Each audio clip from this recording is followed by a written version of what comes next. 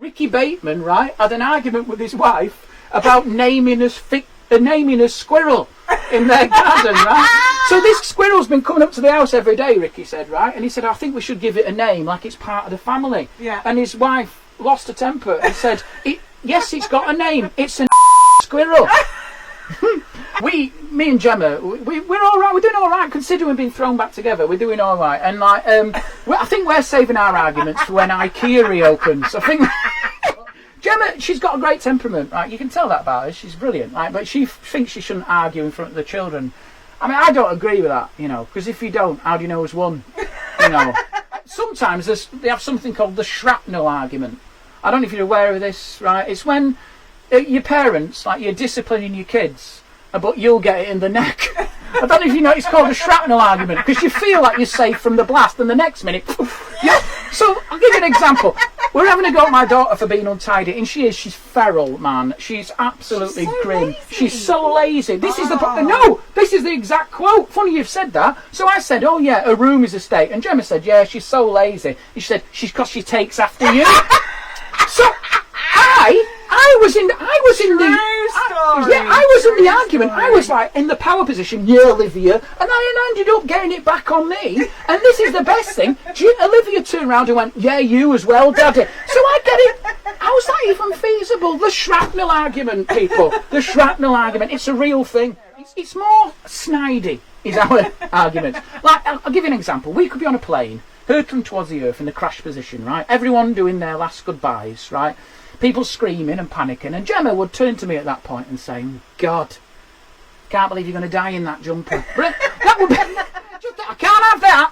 Get your wedding ring off. I'm not having you being connected to me. If they find that in the autopsy with you wearing that jumper, they say, don't bother tagging this one. He was dead before he hit the ground.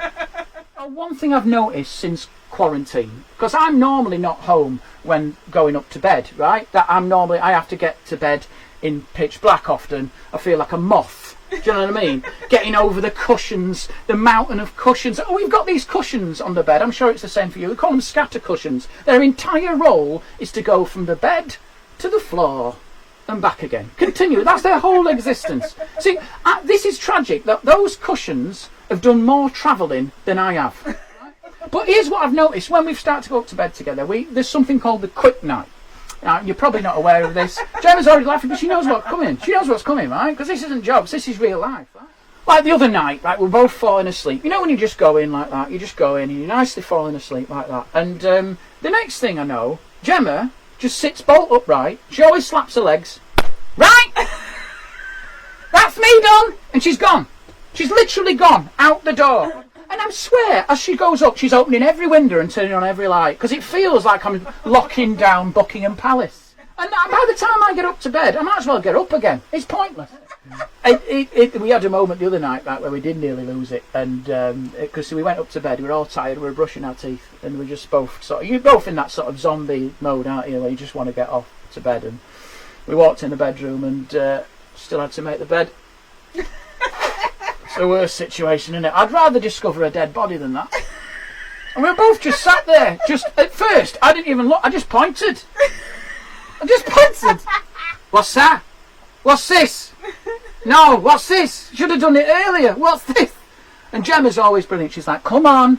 The quicker we do it, the quicker we get in. It'll only take a minute. I think that's what you think. That's what you think, darling. I'm going to the toilet for a fake poo. I'll just go in and walk around the bath mat for 20 minutes. Come back, she's done it all. What a wonderful woman.